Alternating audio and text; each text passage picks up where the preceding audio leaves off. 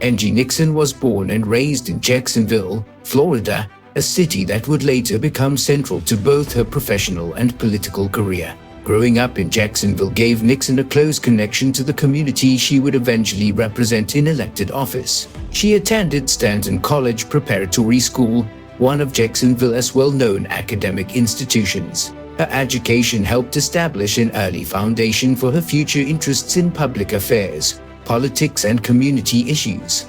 After high school, Nixon continued her education at the University of Florida. She graduated in 2007 with a degree in political science. Studying political science gave her an understanding of government, public policy, political institutions, and the way decisions made by elected officials can affect communities. However, Nixon's career did not begin immediately in elected office. Instead, she developed experience through community organizing and political activism. This work gave her an opportunity to interact directly with people and understand issues at the local level. Community organizing is different from simply working inside government. Organizers often spend time communicating with residents, building coalitions, identifying problems, and encouraging people to participate in political or civic activities. For Nixon, this experience became an important part of her professional development.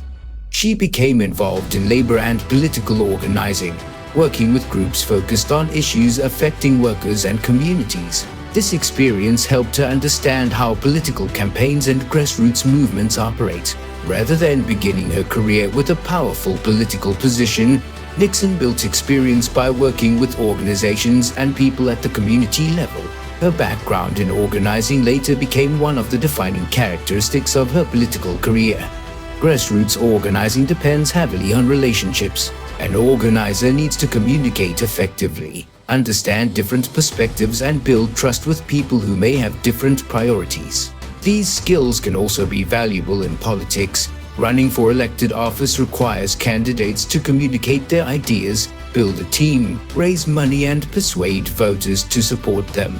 Nixon's earlier work provided experience in many of these areas.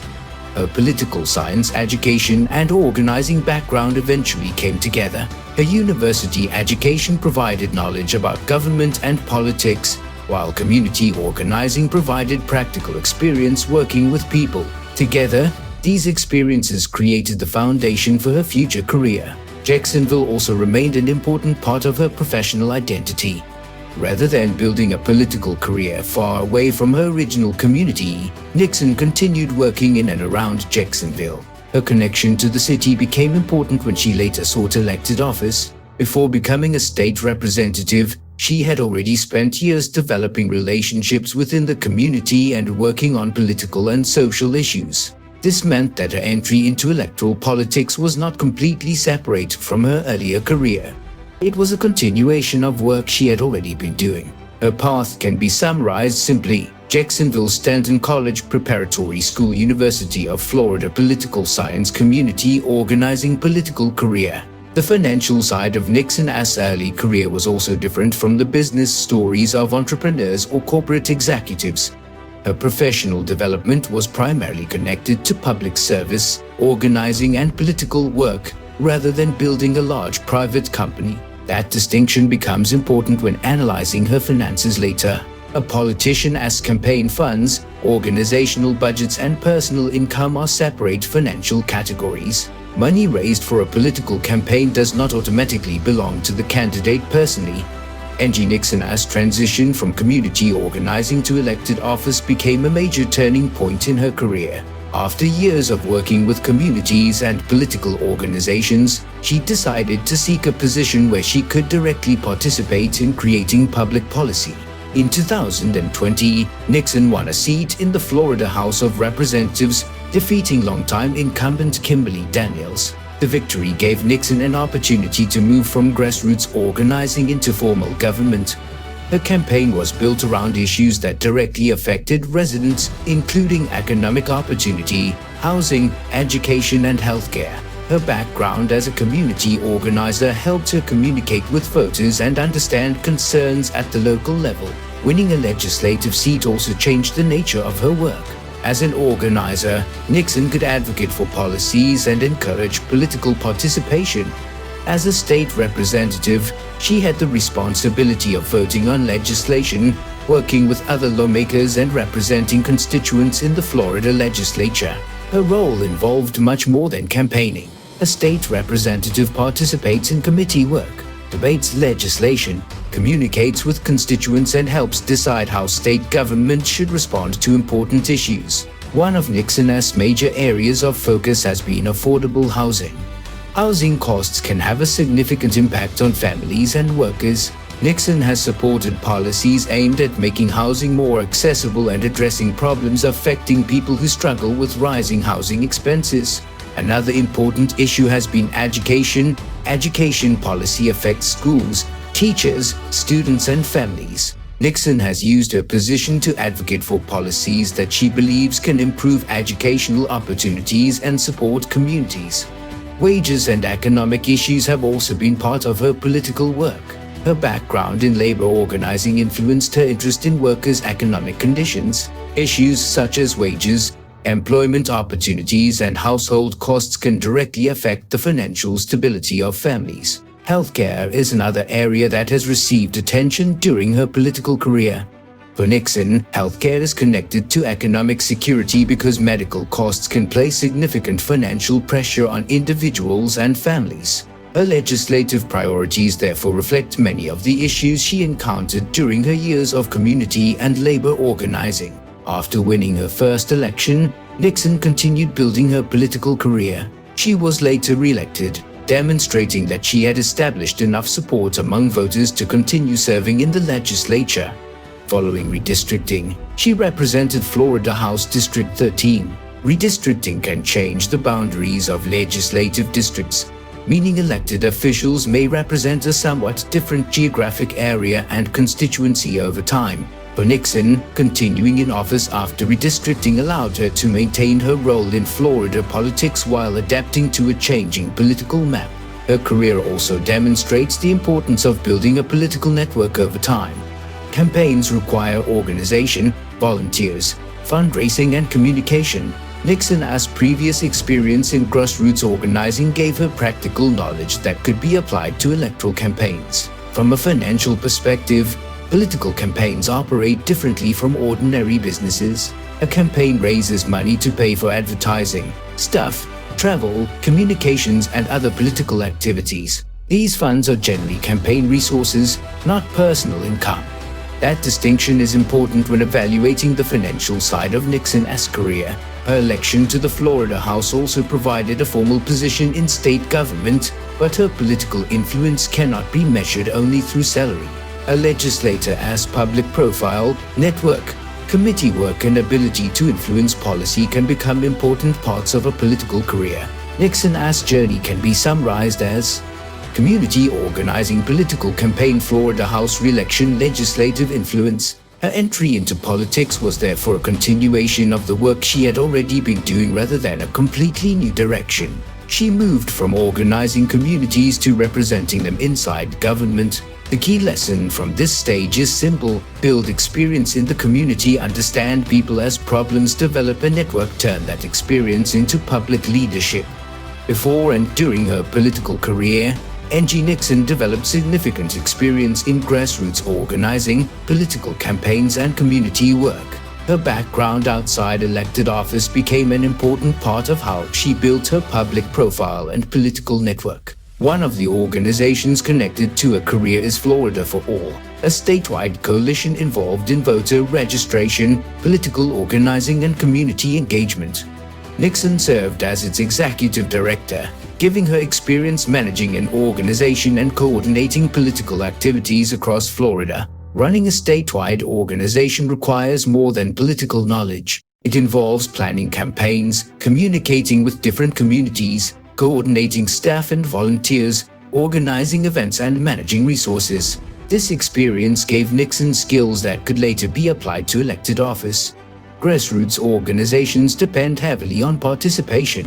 Instead of relying only on traditional advertising, organizers often work directly with communities. They communicate with residents, encourage people to register to vote, and help supporters become involved in political activities. For Nixon, this type of work fit naturally with her earlier experience as a community organizer. Her career therefore developed around a combination of politics, organization, and community engagement. Another part of Nixon's professional activity is her connection to a bookstore and community hub in Jacksonville. The business and community space provides another way for her to interact with people outside the formal political environment. A bookstore can function not only as a retail business but also as a place for events, discussions, meetings, and community activities. This gives Nixon another platform for maintaining relationships within Jacksonville. From a business perspective, a bookstore and community hub has several possible revenue sources. These can include book sales, events, memberships, partnerships, and other community activities. However, it is important to distinguish the business from Nixon's political campaign. A private or community business operates separately from campaign finances. Money earned by a business should not automatically be considered political income, and campaign contributions should not be treated as personal earnings. This distinction becomes particularly important when analyzing the finances of public officials. Nixon's career combines several different areas: elected office, political organizing, community work, business activity. Each area serves a different purpose. Her position as a state representative provides an official role in government. Grassroots organizing provides political and community networks. The bookstore and community hub provides a physical connection to local residents. Together, these activities contribute to a broader public profile. Her organizational experience is also valuable because politics requires constant coordination. Campaigns need people to organize events, communicate with voters, raise funds, and manage political operations. Nixon had already gained experience with these responsibilities before becoming a prominent elected official. Her career demonstrates how political influence can be built gradually. She did not begin with a major statewide political position. Instead, she developed experience through community work, organizing, and local relationships. Over time, those experiences helped create a platform for elected office. The financial lesson is also different from a traditional entrepreneur's story.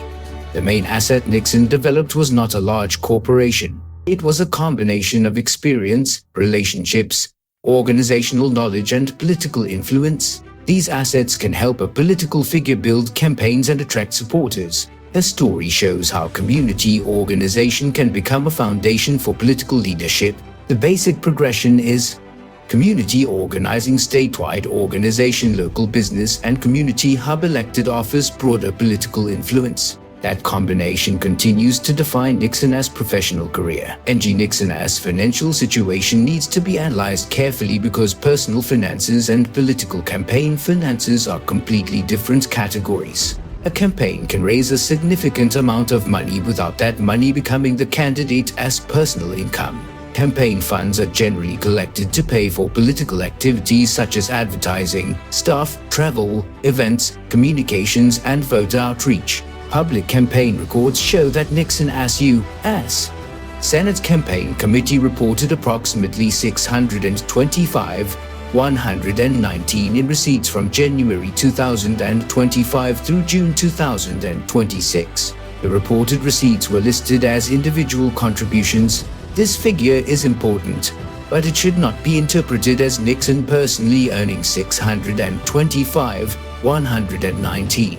The money belongs to the campaign organization and is intended to finance the political campaign.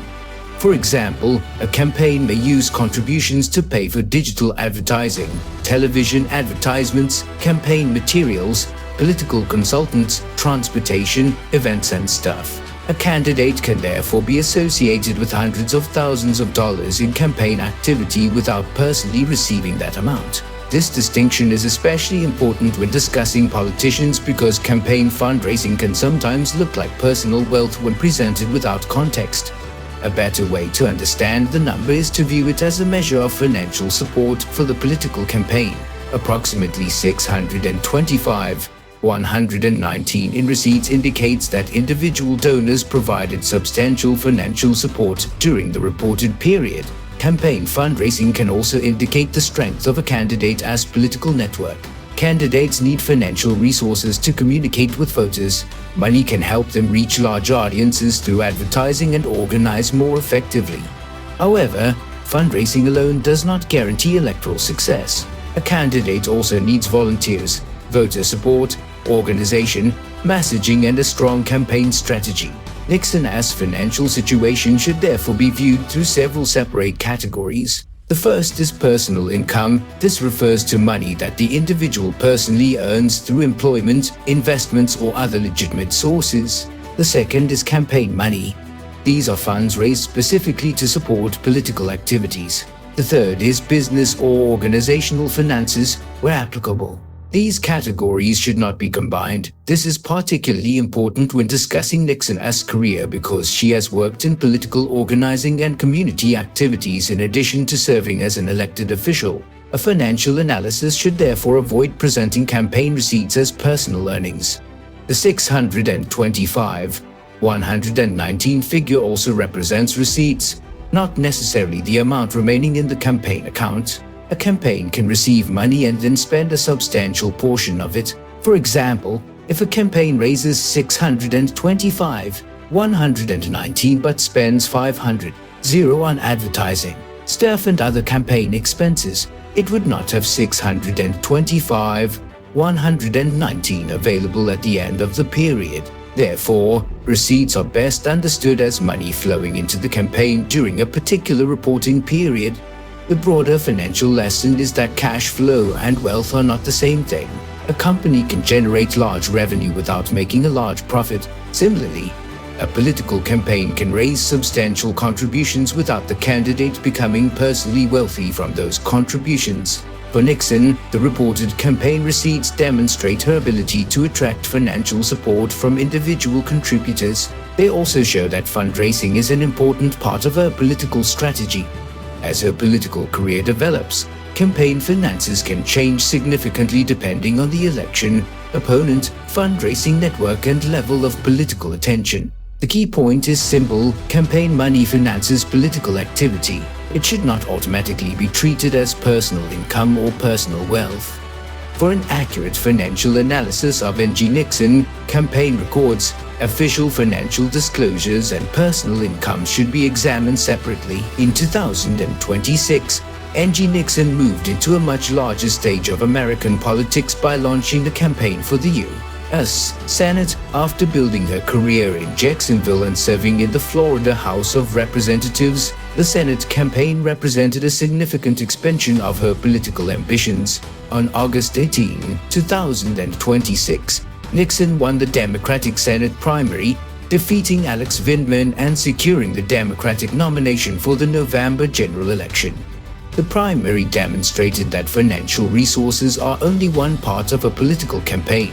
Vindman had substantially greater financial resources, but Nixon's campaign was able to rely on her grassroots political network, community connections, and organizing experience. This was particularly relevant because Nixon had spent years working directly with communities and political organizations. Her experience gave her knowledge of how grassroots campaigns operate. Instead of depending entirely on large financial contributions, a campaign can build support through volunteers, local organizations, community events, digital communication, and individual donors. Money remains important, especially for advertising and campaign infrastructure, but political organization can also be a major asset. Nixon's campaign therefore represented the combination of two different resources: financial capital, political organization. Her previous experience as a community organizer and Florida legislator helped create the second. The Senate election also creates a much larger financial challenge. A statewide campaign requires reaching voters across the entire state of Florida rather than concentrating primarily on one legislative district. That means campaigns can require significantly more spending on advertising, travel, staff, voter outreach, and digital communication. Nixon will face Republican Ashley Moody in the November general election. The general election will therefore be a statewide contest involving two major political organizations. From a financial perspective, the campaign will need to raise substantial resources to remain competitive. Fundraising can come from individual contributors and other legally permitted campaign sources. But again, campaign fundraising should not be confused with personal income. Money raised for the Senate campaign is used to finance campaign operations. Nixon's political journey can now be viewed as a progression. Community organizer, Florida House Representative, statewide political candidate U.S. Senate nominee. Her campaign also demonstrates an important lesson about political business strategy. A candidate needs a recognizable message, an organized team, supporters, and financial resources. No single factor guarantees success. Nixon's victory in the Democratic primary showed that a candidate with strong grassroots connections can compete even against an opponent with greater financial resources. The next stage is significantly larger. A statewide Senate campaign requires transforming local political relationships into a statewide organization. The financial challenge is therefore not only raising money but using it efficiently. The key lesson from Nixon's political career is: build relationships, create a strong grassroots network, attract supporters, raise campaign funds, expand your political reach. Her 2026 Senate campaign represents the next major stage of a career that began with community organizing and eventually reached statewide politics.